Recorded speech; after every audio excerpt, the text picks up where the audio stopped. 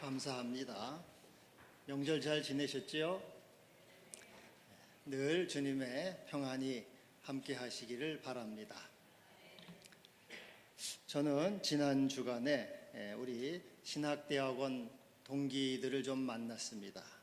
한 20여 명이 모였는데요. 모여서 이제 얘기하는 시간을 좀 가졌습니다. 교회 이야기, 각자 교회 이야기, 또 가정 이야기 뭐 그런 거를 한마디씩 좀 하자고 해서 돌아가면서 한마디씩 했습니다. 근데 그 가운데 우리 동기 목사 한 분이 이런 말을 했습니다.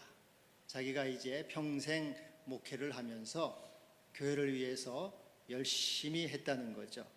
가족까지 희생해 가면서 아내도 돌보지 못하고 자식들도 잘 돌보지 못하고 열심히 했다는 거예요. 근데 지금 와서 깨달은 것이 하나 있다는 겁니다. 내가 내 아내 하나 행복하게 해주지 못하면서 어떻게 교인들을 행복하게 해줄 수 있는가? 이거는 순서가 잘못되었다. 먼저 내 아내를 행복하게 해주어야지 교인들도 행복하게 해줄 수가 있다. 그런 말을 하더라고요. 그러면서 이제는 내 아내를 행복하게 해주겠다. 그렇게 다짐을 했다는 거예요. 그러기 위해서는 아내 말을 잘 들어주고 아내가 무엇인가 하되 우선권을 다 준다는 거예요. 예를 들어서 자기가 이제 영화를 아주 재미있게 신나게 보고 있는데 아내가 들어와서 나 연속극 봐야 되니까 줘요 하면은 지체 없이 리모컨을 양보한다는 거죠.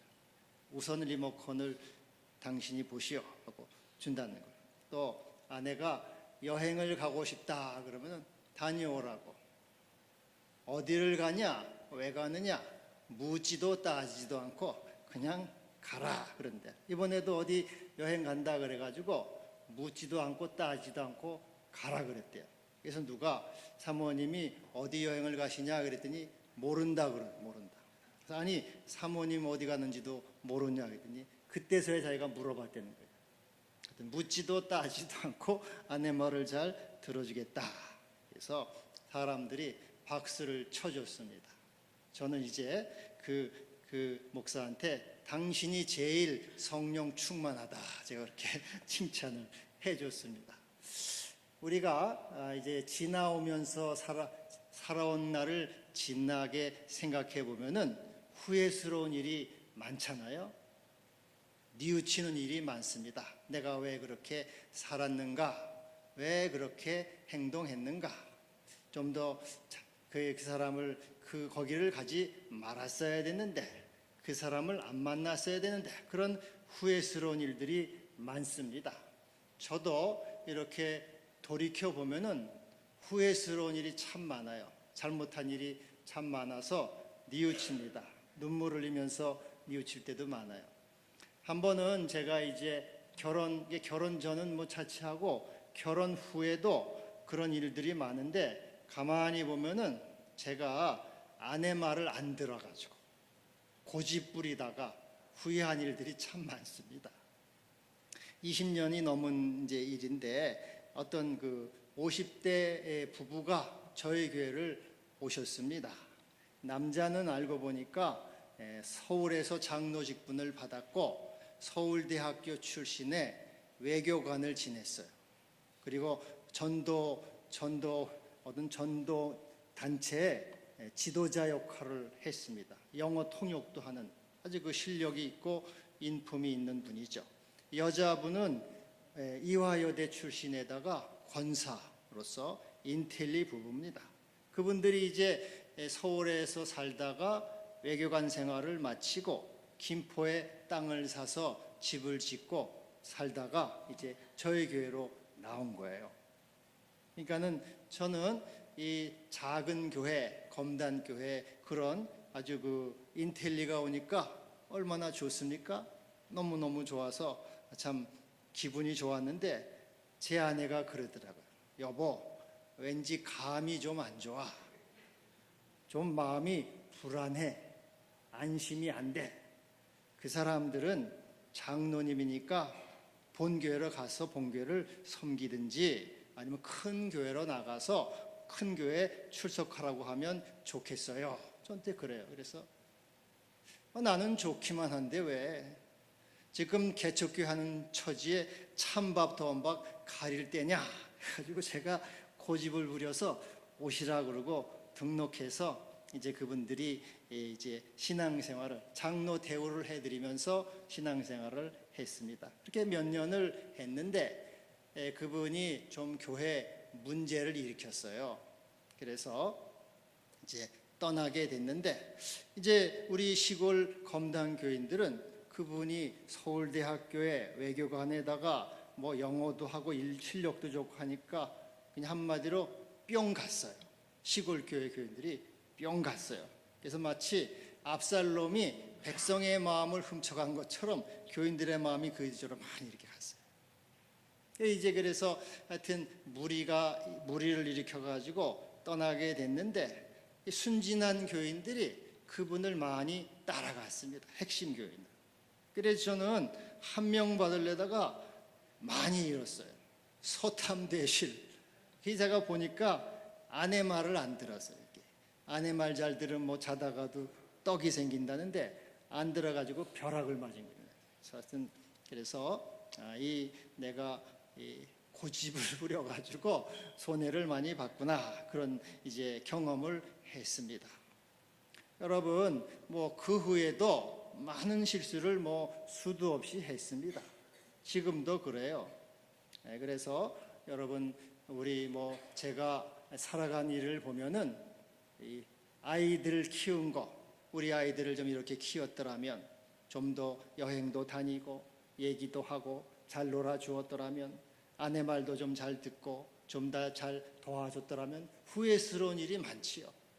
그런 일들이 참 많습니다. 여러분도 참 후회스러운 일이 많지 않습니까? 보통 사람이 죽을 때가 되면은 세 가지 후회를 한대요. 세 가지 후회. 하나는 좀 더 재미있게 살 걸, 좀 더 행복하게 살 걸. 살고 보니까 별일도 아니고 아무것도 아닌데 괜히 싸우고 화내고 걱정하고 염려했구나. 다 별것 없는 건데 행복하게 감사하게 기쁘게 살았으면 좋았을 텐데 후회를 한다는 거예요. 또 하나는 좀 더 참을 걸. 내가 참지 못하고 화를 내서 그냥 이렇게 내 인생이 이렇게 힘들어졌구나 어려워졌구나 그때만 조금 참았으면 편안했을 텐데 참지 못한 거에 대한 후회를 한다는 거예요. 세 번째로는 좀 더 베풀 걸 베풀며 살 걸 어차피 다 쓰지도 못하고 다 먹지도 못할 걸 너무 인색했구나 너무 믿음이 없었구나 불신앙적으로 살았구나 이렇게 후회를 한다. 보통 우리 인생은 다 후회를 많이 합니다. 여러분 우리가 지나간 과거를 후회하지요. 그러면 앞으로는 후회를 안 하겠습니까? 앞으로도 여전히 후회를 할 거예요. 아 내가 또 잘못 살았구나 또 후회를 하고 또 뉘우치고 또 내가 왜 그랬나 하고 여러분 우리는 반성하고 자책을 합니다. 왜 우리는 이렇게 계속적으로 후회를 하고 자책을 하고 뉘우치게 됩니까? 그는 우리의 연약함 때문에 그렇죠. 우리의 한계 때문에 그렇습니다. 한마디로 지혜가 부족하기 때문에 그래요. 판단력이 부족하기 때문에 그렇습니다. 좀 더 다른 말로 하면은 우리가 정욕으로 행하고 이기심으로 행하고 우리의 에고로 행하고 고집으로 행했기 때문에 그래요. 고집 때문에 망한 거예요. 그 고집을 부려서 이기심으로 정욕으로 살기 때문에 결국은 다 그냥 이렇게 후회 막급이라고 하는 것입니다. 그래서 오늘 말씀에 너희 중에 누구든지 지혜가 부족하거든 지혜를 구하라. 그리하면 꾸짖지 아니하시고 후히 주시는 하나님이 주시리라. 이렇게 말씀하고 있습니다. 지혜가 부족하냐? 지혜를 구하라. 여러분 지혜가 뭡니까? 지혜는 영어로 wisdom인데 분별력, 판단력입니다. 다 이렇게 뭘 해야 될까, 어떻게 될까 판단하고 분별하는 것이 지혜입니다. 누가복음 2장에 보면은 예수님이 12살이 되셨을 때 성전으로 가셨어요. 성전에서 선생님들하고 앉아서 이야기도 듣고 대답도 하면서 12살 때. 그러니까는 그 선생들이 쟁쟁한 선생들인데 이 예수님을 보면서 그 지혜에 대해서 깜짝 놀랐다 그랬어요. 12살 어린아이가 어떻게 이렇게 지혜로운가? 예수님은 어려서부터 지혜로우신 분, 지혜가 많으신 분이었습니다. 그래서 마태복음 21장에 보면은 바리새인들이 예수님을 올무에 걸리게 하려고 어려운 질문, 정치적인 질문을 하나 합니다. 가이사에게 세를 바치는 것이 옳습니까? 옳지 않습니까? 옳다 그러면은 반역자가 되죠. 민족 반역자, 배신자. 옳지 않다 하면은 이것은 이제 반역자. 그러니까 옳다 하면은 매국노가 되는 매국노. 옳다고 하면 매국노가 되고 옳지 않다 하면 로마를 거역하는 반역자가 되는 겁니다. 이럴 수도 없고 저럴 수도 없죠. 그때 예수님은 가이사의 것은 가이사에게, 하나님의 것은 하나님께 바치라.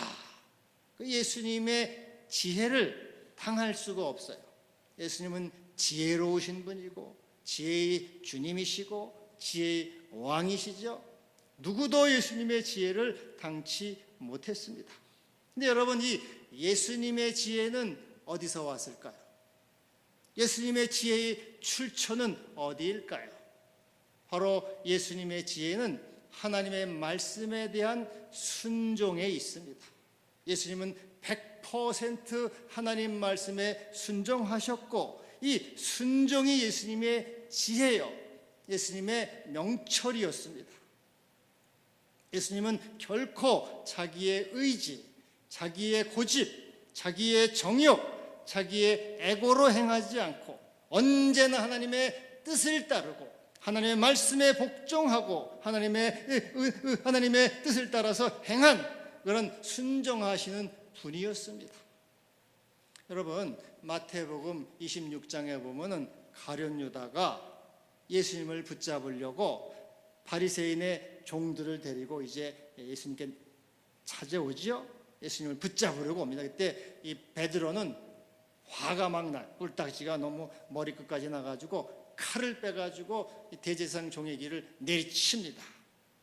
근데 예수님이 칼을 칼집에 집어넣어라 그러면서 뭐라 그럽니까? 내가 지금 하나님께 구해서 12군단이나 더 되는 천사를 보내게 할 수 없는 줄 아느냐? 그렇다면은 이런 일이 있어야 될 것이 어떻게 이루어지겠느냐? 예수님은 예수님은 권세가 많은 분이죠. 하나님의 아들이시고 권세와 능력이 많으신 분입니다. 그러나 예수님은 이 자기의 힘으로, 의지와 애고로 원수를 물리치지 않았어요.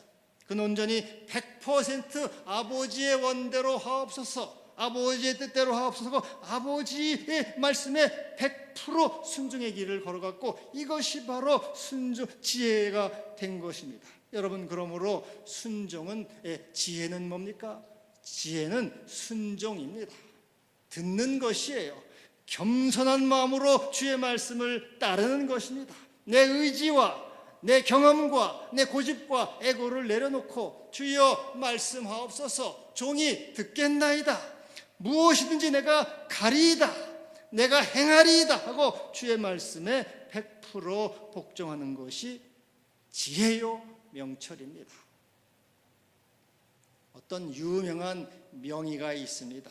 이 명의가 평생 동안의 비전을 남겨서 제자들에게 남겨줘요. 그래서 이런 함에다가 이제 이 비전이라고 보관을 해서 이제 남겨줍니다. 그래서 제자들에게 내가 죽거든 이 비전을 읽어봐라 하고 이제 그래서 제자들이 기대를 하고 이제 그게 어떤 굉장한 이 건강 비법인가 하고 궁금해합니다.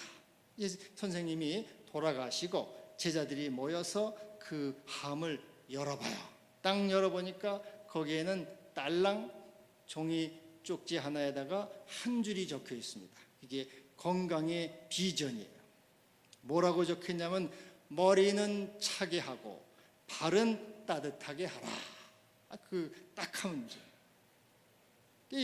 그래서 한 무리의 제자들은 이건 참 귀한 가르침이다.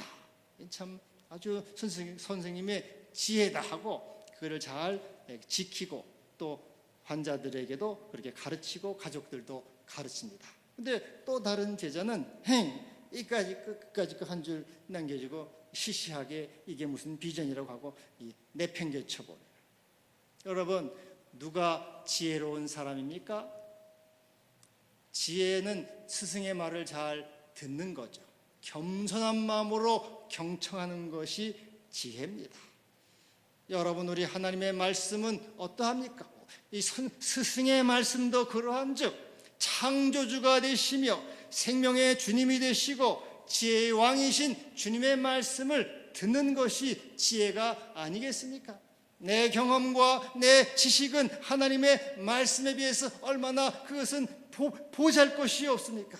그러므로 내 것을 내려놓고 전능하신 하나님의 말씀, 하나님의 가르침, 하나님의 명령을 듣고 따르고 순종하는 것, 겸손함으로 그것을 받아들이는 것이 지혜라는 것이죠.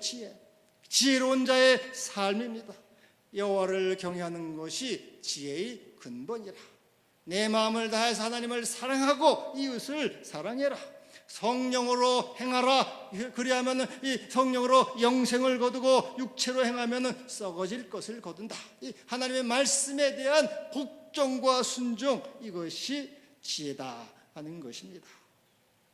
그래서 지혜가 부족하거든 하나님께 지혜를 구하라. 저는요, 제가 사실은 지혜가 좀 부족해요. 그래서 좀 어벙하기도 하고 이게 좀 형광등입니다. 좀 띨띨해요. 그래서 하나님께 이제 이 성경 구절이 있어가지고 하나님 나도 좀 지혜를 주세요 하고 기도를 사실 좀 많이 했어요. 내가 좀 어벙합니다. 띨띨합니다. 형광등이에요. 그래가지고 지혜 달라고 이렇게 기도를 많이 해요. 그렇게 지혜를 달라고 기도하면 막 이 머리가 뺑뺑 막 돌아가는 줄 알아요. 머리가 뺑뺑 돌아가고 솔로몬처럼 막 판단력이 막 전광석화처럼 팍 스치고 막 기지가 나타나고 재치가 있고 막 그리고 말을 잘해서 사람들을 막 설복시키고 그런 게 나는 지혜인 줄 알았어요. 그런 지혜를 좀 달라고 이렇게 생각하면서 사람들이 내 말에 꼼짝 못하고 머리가 막 팽팽 돌아가서 어떤 놈도 내 말에 뭐 토도 못 달게 그렇게 좀 지혜를 달라 그랬는데 그러고 보니까 지금 이렇게 내가 알고 보니까 그런 게 아니더라고요. 지혜는 그런 게 아니에요. 지혜는 자기가 내가 바뀌는 게 지혜, 내가 변화가 되는 게 지혜. 내 고집과 내 에고와 내 정욕과 내 이기심으로 살던 마음이 하나님의 말씀에 복종해서 겸손과 순종과 하나님의 성령을 따라 행하는 것이 지혜다. 내가 바뀌는 거예요. 내 에고가 변하고 내 정욕이 변해서 하나님의 말씀에 순종하고 성령을 따라 행하는 것, 그것이 지혜예요. 여러분 내 머리가 뺑뺑 돌아가서 주식을 투자했는데 주식이 대박이 나고 어디 투자했는데 땅이 대박이 나고 그런 것은 지혜가 아니고 그것은 땅에 썩어질 것들. 하나님의 말씀을 사랑하고 내 정욕과 애고를 내려놓고 항복해서 날마다 나는 죽습니다. 주님의 성령이 나를 다스려 주세요.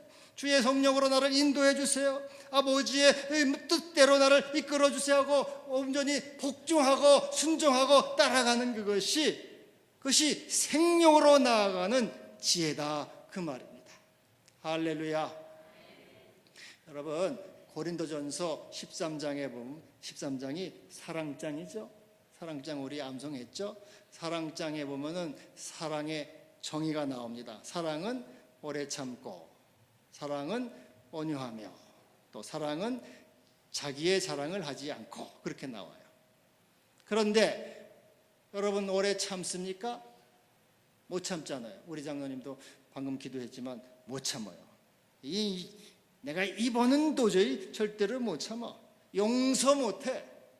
분이 안 풀려가지고 내가 이 끝장을 내야 되겠어. 국물도 없어하고 도저히 못 참아요. 오래 참으라 그랬는데 나는 못 참아요, 주님. 참고선 못 살아요. 막 대들죠. 또 사랑은 온유한 건 따뜻하고 친절하고 부드러운 거예요. 근데 여러분, 사람들에게 따뜻하고 친절합니까? 무관심하고 무표정하고 마음의 분을 안 풀고 무뚝뚝하고 냉랭하고 마음에 찬바람이 막 휙휙 돌고 온유하지 않아요. 내 정욕과 이기심이 꽉 차가지고 절대로 온유해지질 않고 냉랭한 마음, 무뚝뚝하고 불친절해답니다. 또 자기 이익을 구하지 않아요. 무슨 말이야, 내가 먼저 가져야지. 무슨 말이야, 내가 먼저 먹어야지. 내 거 챙겨야지. 아니면 난 바보지 하고 자기 걸 그게 우리 인간의 본능이라죠. 본능. 못 참고 그리고 무뚝뚝하고 그리고 이제 자기만 챙기 이기적이고 그게 우리 인간이라 그 말이에요. 인간이라. 그건 인간 본성이 그래요. 여러분, 잘못된 것이 아니고 그렇다 그 말이에요. 그건 저도 그렇고 다 똑같아요. 그런데 성령님은 뭐라고 하셔요? 성령님은 여러분에게 뭐라고 말씀하십니까? 좀 더 참아라. 인수야, 좀 더 참아라. 인수야, 좀 더 인내해. 인수야, 좀 더 기다려 하고 성령님은 나를 이렇게 기다려라 하고 얘기를 해주셔요. 그리고 인수야, 네가 좀 더 사람들에게 따뜻하게 해줘. 좀 더 친절하게 해주고 손도 맞아주고 미소도 짓고 부드럽게 해줘. 인수야, 네가 좀 손해를 봐. 좀 네가 양보를 해. 네가 좀 덜 가져. 성령님은 그렇게 나에게 감동을 주시고 말씀하신다 그 말이에요. 그러면 무엇을 듣는 게 지혜냐 그 말이에요. 내 정욕과 애고를 따라 행하는 것이 지혜냐? 하나님의 말씀, 성령의 감동을 따라 행하는 것이 지혜냐? 순종이 지혜라 그러면 순종이. 주여 말씀하옵소서, 종이 듣겠나이다. 제가 무엇을 하리까? 성령으로 순종하고 아버지의 말씀에 절대 복종하고 살아가는 그것이 우리를 평안과 생명으로 이끄는 하나님의 지혜요, 하나님의 은혜가 되는 것입니다. 여러분, 자꾸 은혜 달라 하는데 은혜는 다 이미 주셨어요. 말씀으로 주셨어요. 이 말씀을 따라 순종하면은 거기에 여러분의 은혜가 있고 거기에 지혜가 있고 축복이 있는데 이 말씀은 다 팽개쳐버리고 여전히 내 정욕대로, 여전히 내 욕심대로, 이기심대로 살아가니까 뭐가 은혜가 되고 뭐가 지혜가 돼야 다 맨날 또 후회하고 또 후회하고 또 후회해서 맨날 허접하게 그냥 쓰레기나 거두는 인생이 된다 그 말이에요. 성령의 열매가 없이 육신으로 썩어질 것을 거두고 멸망을 거두는 어리석은 존재가 되는 것이죠. 성령을 따라 행하면은 성령으로 영생을 거두고 생명을 거두는데 날마다 우리는 내 정욕과 애고심이 먼저라, 애고가 먼저라. 그래서 그것으로 우리는 늘 후회하고 또 뉘우치고 또 눈물 흘리지만 그러나 결국은 썩어질 것을 거두는 어리석은 인생이 된다 그 말이에요. 여러분, 사도행전 2장에 보면은 초대교회 모습이 나오죠. 자기 거를 이렇게 물건을 서로 다 나눠요. 재산도 나누고 소유도 다 팔아서 나눕니다. 가능합니까? 그건 불가능하죠. 이거 내가 어떻게 피 같은 돈인데 이거 어떻게 벌은 돈인데 내 걸 내가 누구한테 줘? 이건 어린 반푼어치도 없죠. 여러분의 돈을 누구한테 준다는 거 이거는 피를 흘리는 것처럼 어려운 거 아니에요? 그 어렵다 그 말이에요. 근데 성령님이 뭐라고 말씀하십니까? 인수야, 나는 너의 천부다. 내가 공중의 새도 먹이고 들의 백합화도 입히지 않느냐? 하물며 내 자녀인 너일까 보냐? 내가 평생 너를 먹이고 입혔느니라. 그러 내가 너를 채워준다. 내가 너를 먹인다. 내가 너의 피를 공급한다. 그러므로 너는 사랑으로 나누라. 내가 너의 전부다. 내가 너를 공급한다. 이렇게 말씀해 주시고 믿음으로 행한다. 그만 믿음으로. 여러분 에고와 욕심으로는 절대로 내 거를 못 내놔요. 헌금도 못해요. 이걸 할 수가 없는 거예요. 근데 성령은 뭐라 그러니까 내가 너의 전부다. 내가 너의 선한 목자다. 내가 너를 먹이고 입히지 않느냐. 내가 너의 생명을 책임지지 않느냐. 내가 너를 보호한다, 돌본다 말씀하셔서 그렇게 감동을 때 주여 내가 순종하겠나이다. 내가 주의 말씀에 따르겠나이다. 이렇게 하는 것이 그게 지혜라 그 말이에요. 지혜라. 아니에요. 나는 절대로 그게 안 돼요. 내가 이것은 절대로 양보 못해요. 나는 내 생각과 내 마음대로 할 거예요. 그게 잘하는 것 같지만 그게 어리석다 그 말이죠. 그게 육신으로 심어 썩어질 것을 거둔다 그 말이에요. 여러분 우리 예수님은 어땠습니까? 100% 순종했잖아요. 십자가를 지기까지 순종했잖아요. 수치와 조롱과 멸시와 천대를 받으시기까지 순종했어요. 내 원대로 마시고 아버지의 원대로 하옵소서.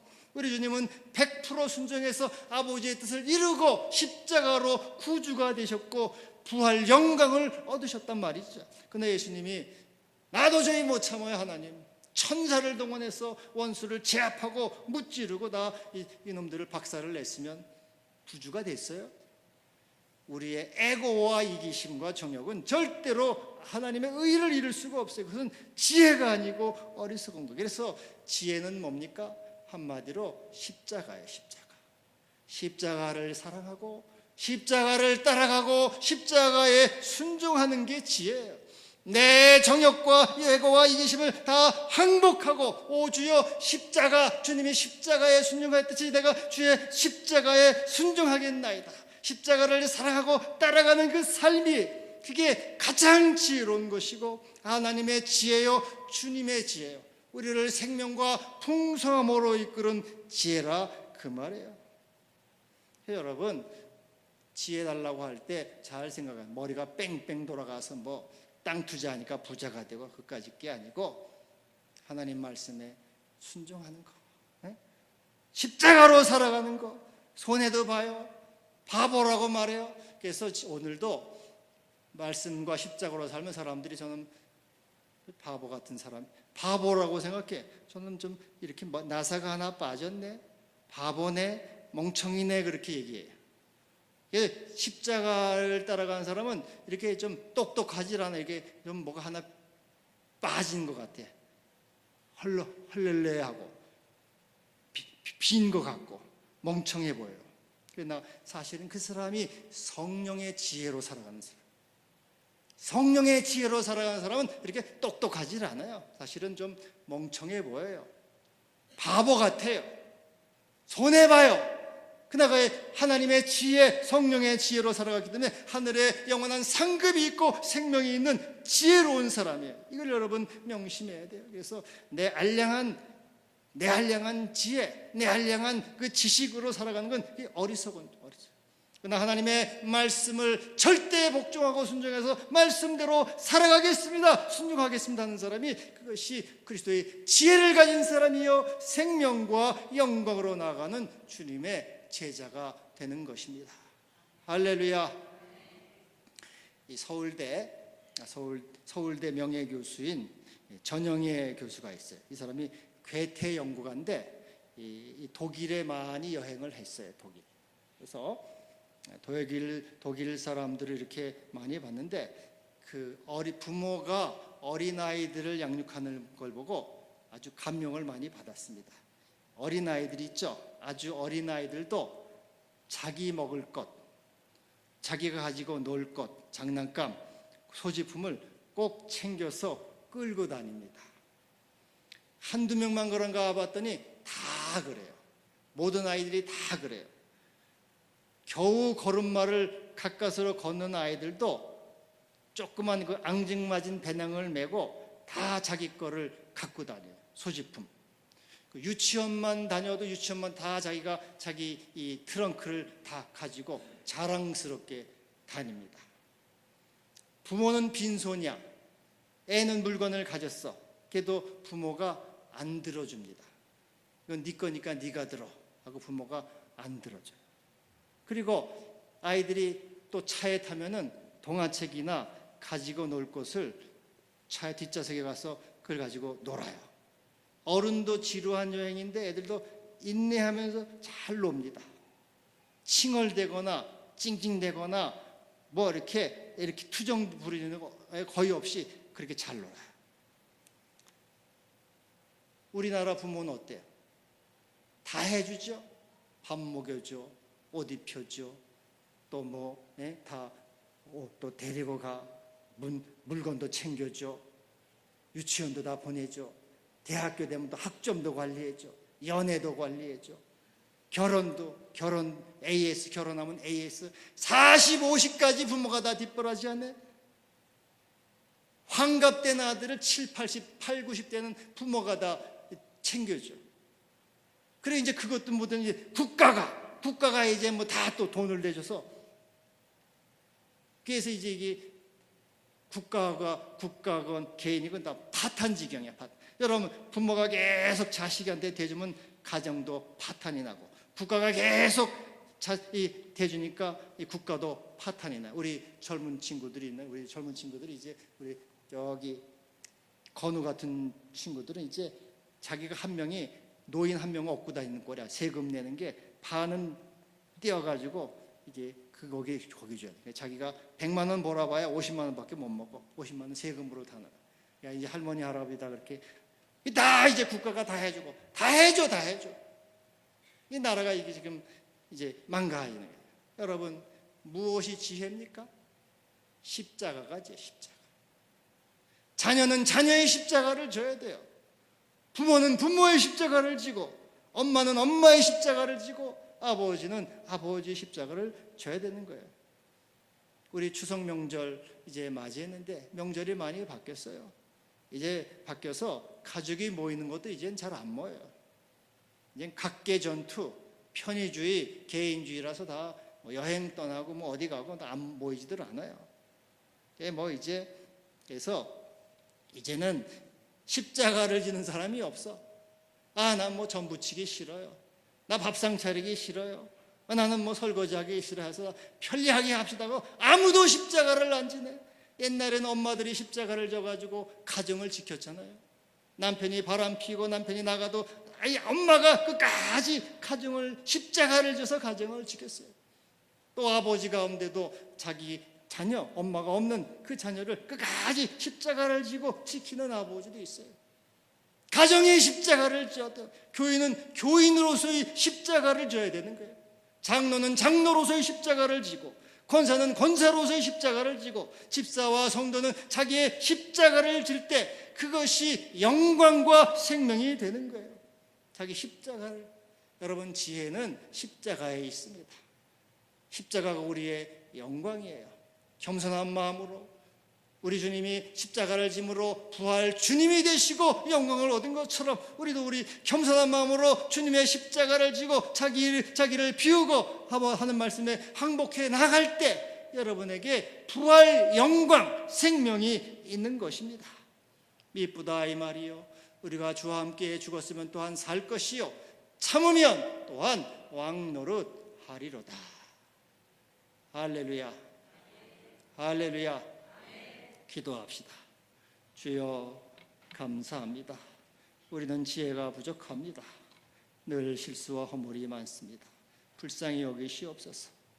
우리가 주님의 지혜, 십자가의 지혜로 행하게 하여 주옵소서. 성령으로 심어 영생을 거두게 하옵소서. 예수님의 이름으로 기도하옵나이다.